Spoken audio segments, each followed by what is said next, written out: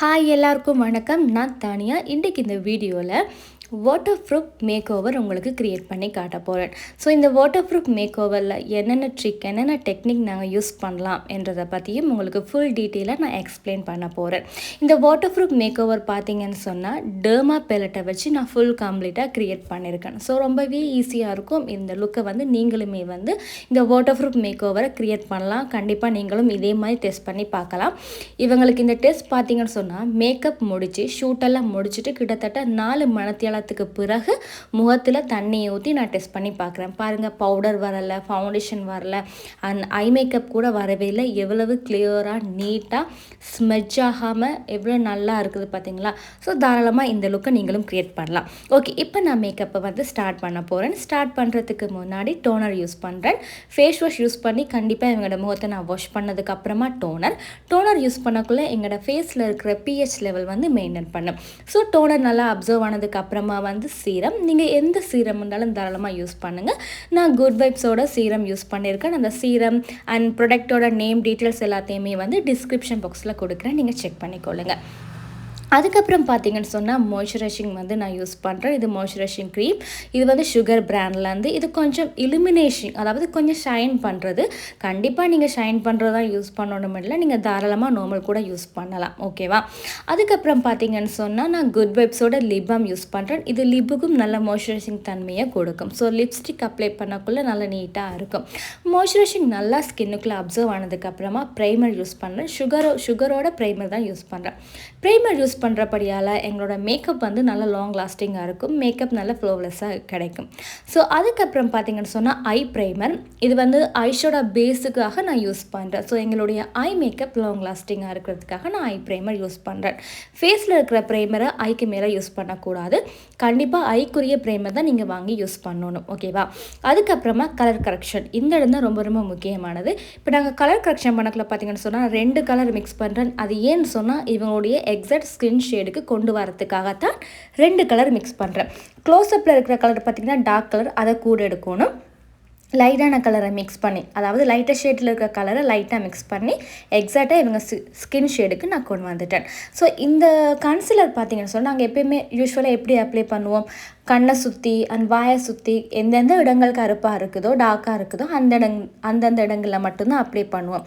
ஆனால் நீங்கள் இந்த மேக்கப்புக்கு மட்டும் இல்லை, எல்லா பிரைடல் மேக் ஓவர் பண்ணக்குள்ளேயும் ஃபேஸ் ஃபுல்லாக அண்ட் கழுத்துக்கும் சேர்த்து அப்ளை பண்ணுங்கள். உங்களோட மேக்கப் ரொம்ப ரொம்ப லாங் லாஸ்டிங்காக இருக்கும். ஸோ இதை ஃபாலோ பண்ணுங்கள்.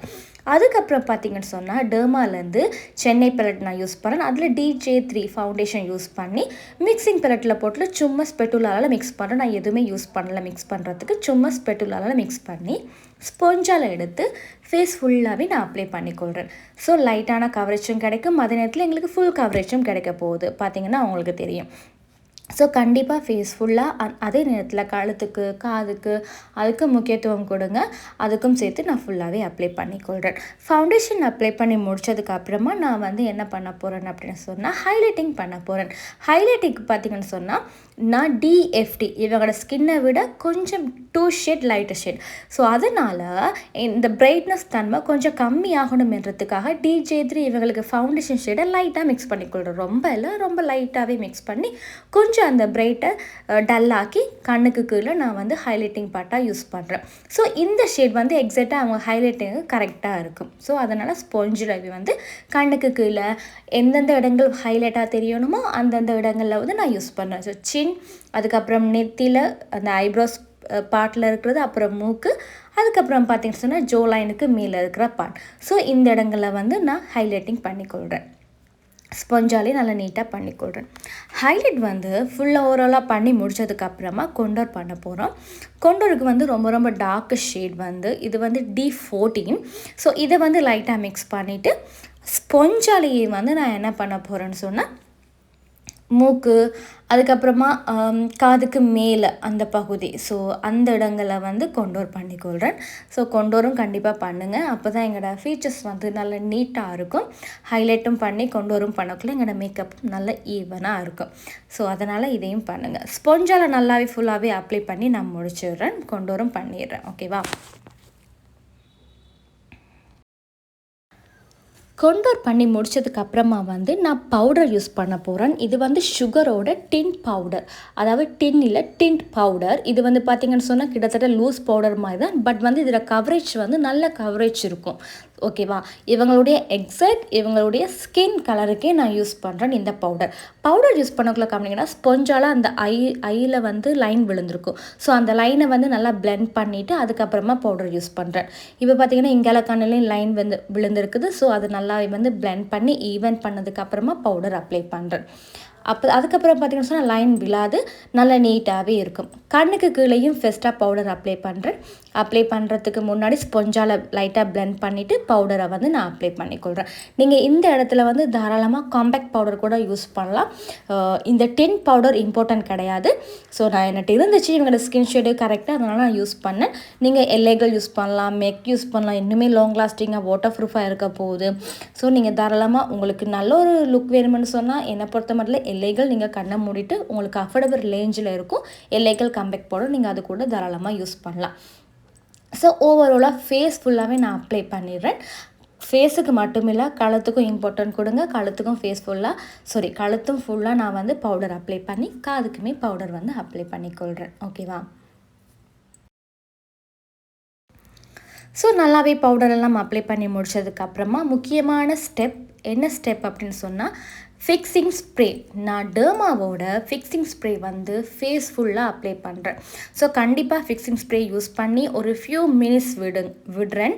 ஸோ ஃபியூ மினிட்ஸ் விட்டுட்டு அதுக்கப்புறமா மெக்கோட காம்பேக்ட் பவுடர் யூஸ் பண்ணுறேன். இது பார்த்திங்கன்னு சொன்னால் இவங்களுடைய ஸ்கின் ஷேட் கிடையாது, இவங்களோட ஸ்கின் ஷேட் இல்லை, கொஞ்சம் லைட்டாக ஷேட் NC43 அந்த ஷேட் வந்து லைட்டாக ரொம்ப மினிமலாக நான் அப்ளை பண்ணிக்கொள்கிறேன். நிறைய அப்ளை பண்ணலாம், லைட்டாக உங்களுக்கு பார்க்கக்குள்ளேயே தெரியும்.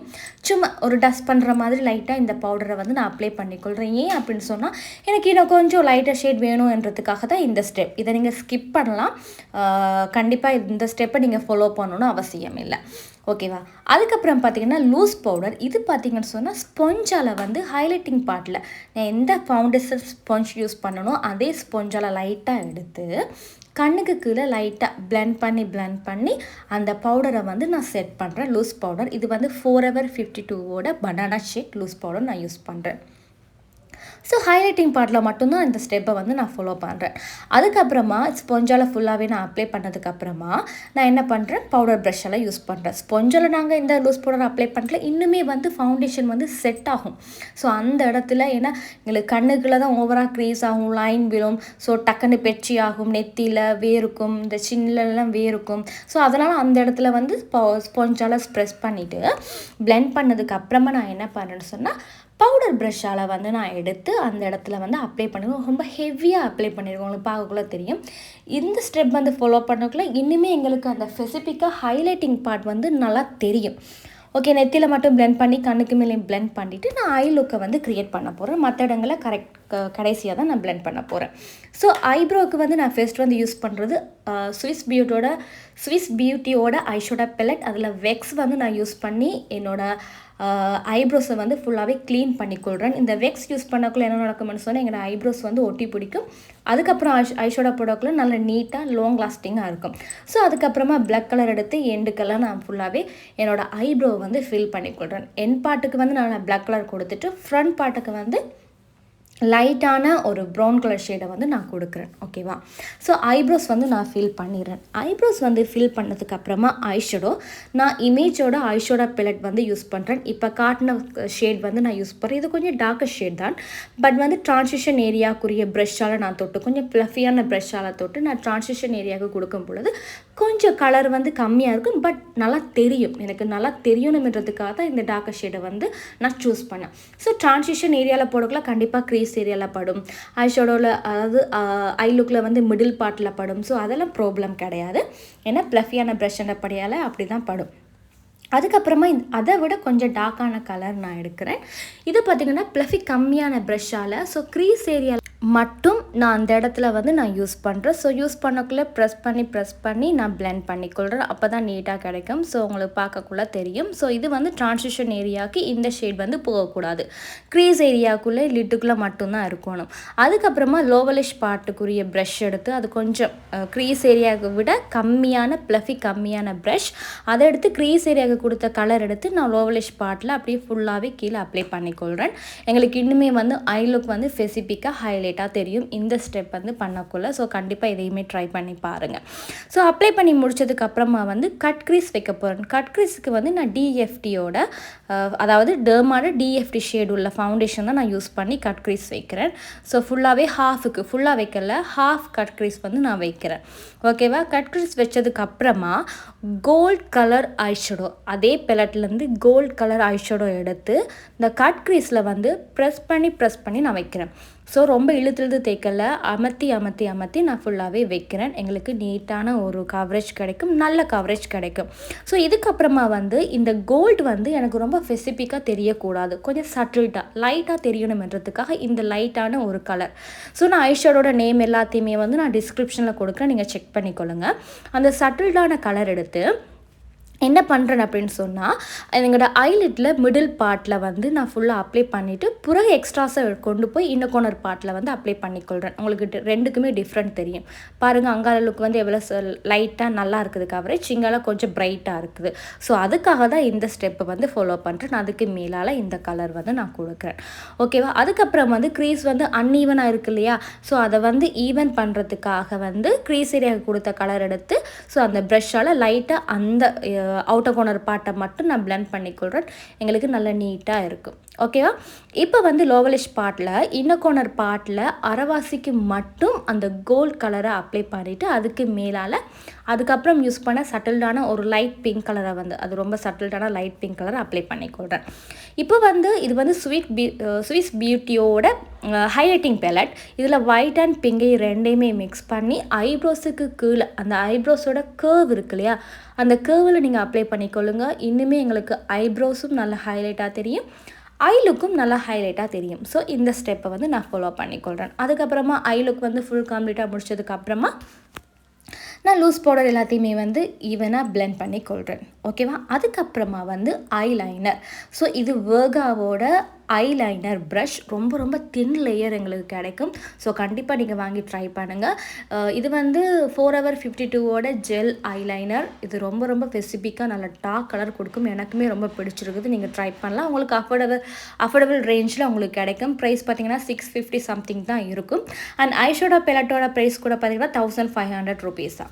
ஓகேவா? இந்த ப்ரஷோட ப்ரைஸ் வந்து 150 சம்திங் தான் இருக்கும். ஸோ ஐலைனர் வந்து நான் யூஸ் பண்ணுறேன். பார்த்தீங்கன்னா ஐலைனர் போடக்குள்ளே நான் எப்படி அந்த ஐப்ரோஸு கீழே விரல் வச்சு உயர்த்தி போடுறனோ அதே மாதிரி உயர்த்தி போடுங்க. அப்போ தான் உங்களுக்கு நீட்டான ஐலைனர் கிடைக்கும். ரொம்ப திக் லேயரும் கிடைக்காது, ரொம்ப தின் லேயரும் நீங்கள் க்ரியேட் பண்ண தேவையில்ல, அளவாக க்ரியேட் பண்ணலாம், ரொம்ப நீட்டாக இருக்கும். ஓகேவா? ஸோ அதுக்கப்புறமா ஜெல் ஐலைனர் வச்சு க்ரியேட் பண்ணதுக்கு அப்புறமா பார்த்தீங்கன்னு சொன்னால் ஐ லுக் வந்து பாருங்கள் எவ்வளோ நீட்டாக இருக்குது. அதுக்கப்புறம் பார்த்திங்கன்னா ப்ளஷ் வந்து நான் ஆல்ரெடி அப்ளை பண்ணிட்டேன். வீடியோவில் ரெக்கார்ட் ஆகலை. ப்ளஷ் அப்ளை பண்ணி முடிச்சதுக்கப்புறமா வந்து ஹைலைட்டர் வந்து யூஸ் பண்ணுறேன்.